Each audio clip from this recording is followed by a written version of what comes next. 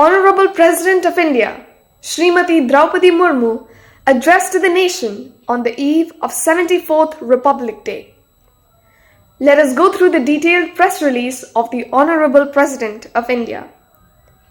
On the eve of 74th Republic Day, I extend my heartiest greetings to every Indian at home and abroad. We will now enter the 75th year as a republic. From the day the Constitution came into effect to the present day, it has been an amazing journey that has inspired many other nations. Every citizen has a reason to be proud of the Indian story. When we celebrate the Republic, we celebrate what we have achieved together as a nation. India is, of course, home to one of the oldest living civilizations. India is called the mother of democracy. As a modern republic, however, we are young. In the early years of independence, we faced countless challenges and adversities. Very high levels of poverty and illiteracy were just two of the many ill effects of the long foreign rule. Yet, the spirit of India was undeterred. With hope and confidence, we began an experiment unique in the history of humankind. Such a vast and diverse multitude of people coming together as one nation remains unprecedented. We did so with the belief that we are, after all, one, that we are all Indians. We have succeeded as a democratic republic because so many creeds and so many languages have not divided us. They have only united us. That is the essence of India. That essence was at the heart of the Constitution, which has withstood with the test of time. The Constitution that started governing the life of the Republic was the outcome of the freedom struggle. The national movement led by Mahatma Gandhi ji was as much about winning independence as about rediscovering our own ideals. Those decades of struggle and sacrifice helped us win freedom, not only from colonial rule, but also from the imposed values and narrow worldviews. Revolutionaries and reformers joined hands with visionaries and idealists to help us learn about our old age values of peace, brotherhood, and equality. Those who shaped the modern Indian mind also welcomed progressive ideas from abroad. Following the Vedic advice, let noble thoughts come to us from all directions. A long and profound thought process culminated in our Constitution. Our founding document is inspired by the humanistic philosophy of the oldest living civilization in the world, as well as new ideas that emerged in more recent history. The nation will always remain grateful to Dr. B.R. Ambedkar, who headed the drafting committee of the Constitution, and thus had a critical part in giving it the final shape. On this day, we should also remember the role of jurist B.N. Rao, who had prepared the initial draft, and other experts and officers who helped in making of the Constitution. We are proud of the fact that the members of the Assembly represented all regions and communities of India, and that they included 15 women too. Their vision, as enshrined in the Constitution, has been continuously guiding our republic. During this period, India has been transformed from a largely poor and illiterate nation into a confident nation marching onto the world stage. This would have not been possible but for the collective wisdom of the Constitution, makers guiding our path. While Baba Saheb Ambedkar and others gave us a map and a moral framework, the task of walking that path remains our responsibility. We have largely remained true to their expectations, and yet we realize that much remains to be done is to realize Gandhiji's ideal of Sarvodaya, the upliftment of all. Yet the progress we have made on all fronts is encouraging. In our mission of Sarvodaya, the most encouraging has been the progress made on the economic front. Last year, India became the 5th largest economy in the world. It needs to be underlined that this achievement comes against the backdrop of high economic uncertainties around the world. The pandemic has entered the 4th year, affecting economic growth, in most parts of the world. In its initial phase, COVID-19 also hurt India's economy badly. Yet guided by our able leadership and driven by our resilience, we soon came out of the downturn and resumed the growth saga. Most sectors of the economy have shaken off the pandemic effect. India has been among the fastest growing major economies. This has been made possible by timely and proactive interventions from the government. The Atmanirbhar Bharat initiative, in particular, has evoked great response among people at large. There have also been sector-specific incentive schemes.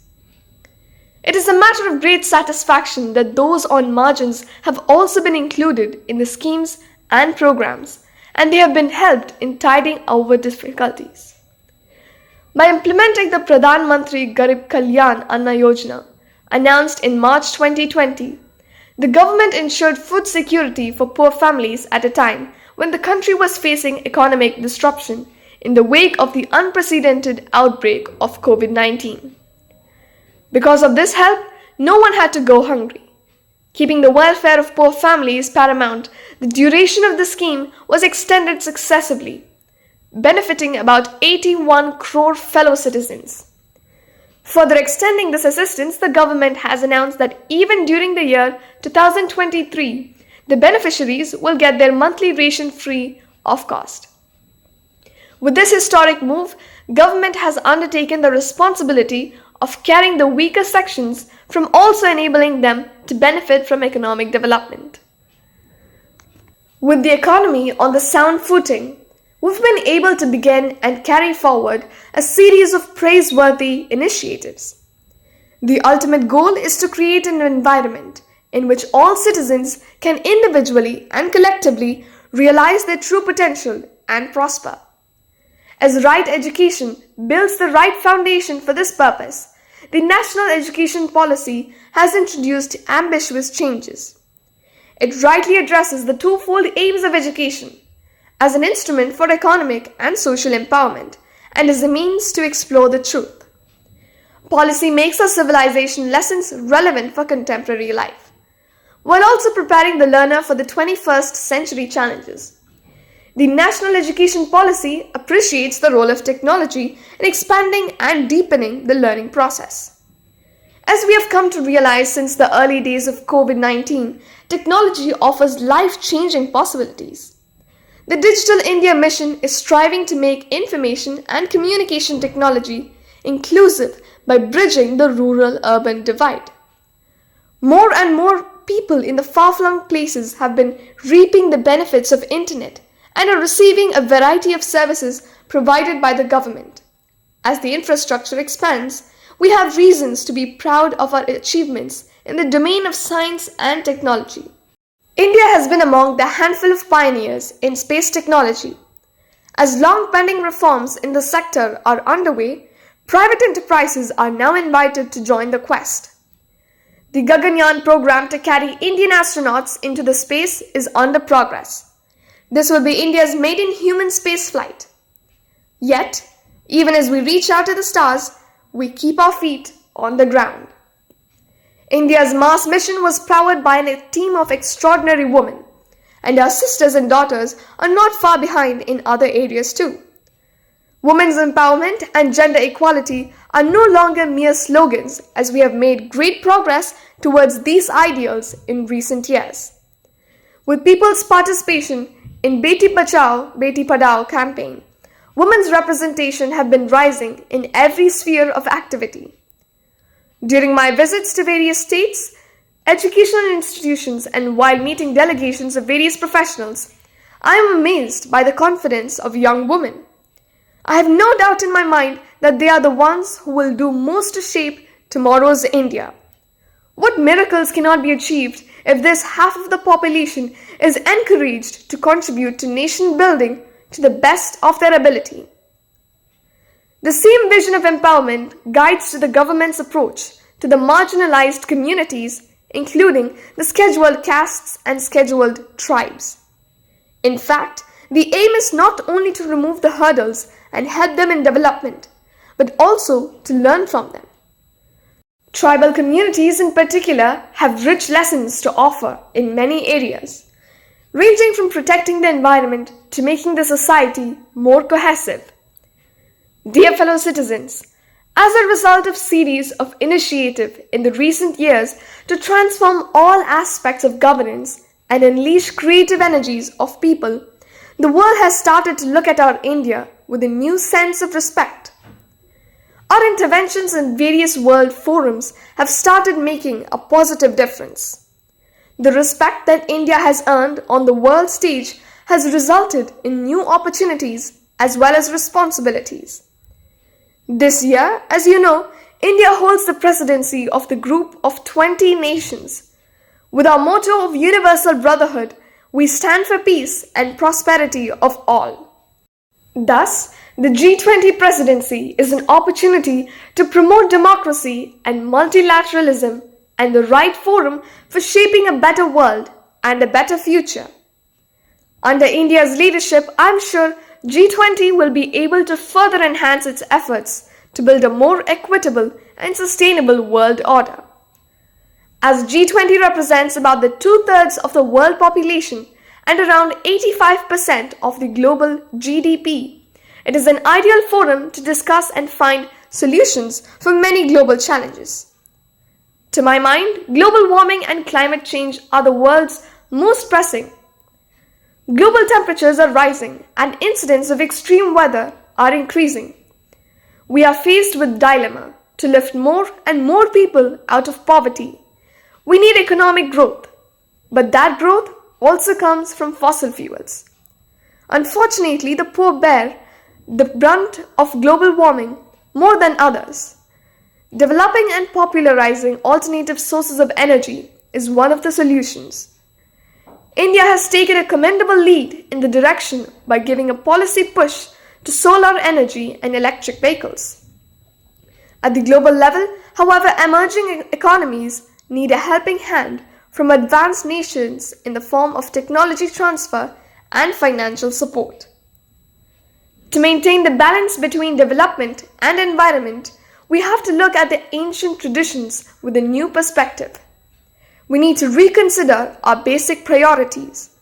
The scientific aspects of traditional life values have to be understood. We must once again rekindle that respect for nature and humility before that vast universe. Let me state here that Mahatma Gandhi was a true prophet of our times, as he foresaw the calamities of indiscriminate industrialization and cautioned the world to mend its ways. We need to modify our lifestyle if we want our children to live happily on this fragile planet. One of the changes suggested pertains to food. I'm happy to know that United Nations accepted a suggestion from India and declared 2023 as the International Year of Millets.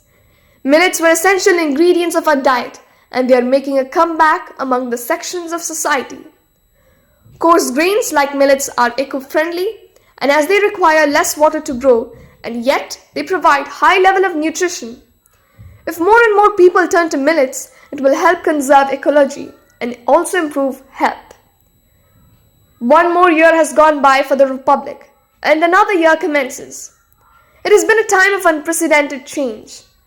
With the outbreak of the pandemic, the world has changed within a matter of days.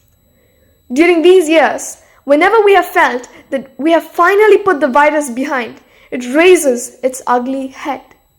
However, there is no need to panic because we have learned in this period that our leadership, our scientists and doctors, our administrators and corona warriors will make every possible effort to meet any situation. At the same time, each of us has also learned to not let our guard down and remain alert. Dear fellow citizens, generations of people working in different fields deserve praise for their invaluable contribution in the development story of our republic so far. I commend the roles of farmers, workers, scientists and engineers whose combined strength enables our country to live up to the spirit of Jai Jawan, Jai Kisan, Jai Vigyan, Jai Anusadhan. I appreciate every citizen who contributes to the nation's progress. I also convey my greetings to our diaspora, the great ambassadors of India's culture and civilization. On the occasion of Republic Day, I convey my special appreciation to our Jawans who guard our borders and are ready to make any sacrifice for our country. I also express my appreciation for all the brave soldiers of paramilitary forces and police forces who provide internal security to all their fellow citizens. I salute all the brave hearts of our armed forces, paramilitary forces, and police forces who laid down their lives in the line of duty. I convey my blessings to all other dear children for their bright future. Once again, I extend my best wishes to all of you on this Republic Day. Thank you for watching.